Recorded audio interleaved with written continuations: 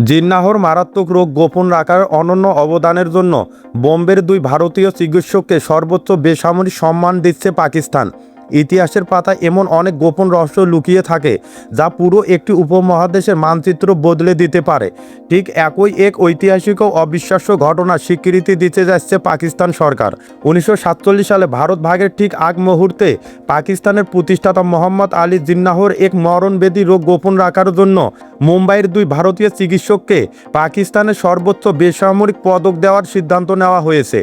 পাকিস্তানের পরিকল্পনা ও উন্নয়ন বিষয়ক কেন্দ্রীয় মন্ত্রী জানান, মুম্বাইয়ের দুই পার্সি চিকিৎসক ডক্টর জল রতনজি প্যাটেল এবং রেডিওলজিস্ট ডক্টর জল ধাইবো কুকে মরণোত্তর এই অনন্য সম্মাননা দেওয়া হচ্ছে।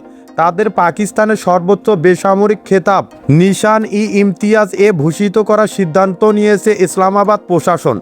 ঘটনার পেছনের ইতিহাস বেশ চমকপ্রদ। 1946 সালের এই দুটি চিকিৎসক জিন্নাহর বুকের এক্স-রে পরীক্ষা করেন।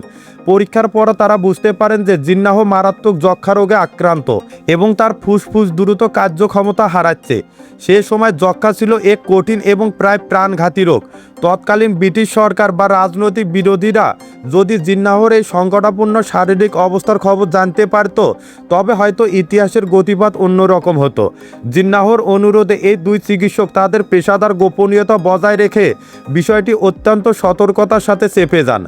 তাদের এই নীরবতার কারণে জিন্নাহ নিজেদের রাজনৈতিক লক্ষ্য পূরণ করতে সক্ষম হন। দীর্ঘ দশক পর পাকিস্তানের তরফ থেকে বলা হয়েছে, চিকিৎসকদের সেই নীরব এবং দায়িত্বশীল ভূমিকার ঐতিহাসিক অবদানকে সম্মান জানাতেই এই মরণোত্তর স্বীকৃতি দেওয়া হলো।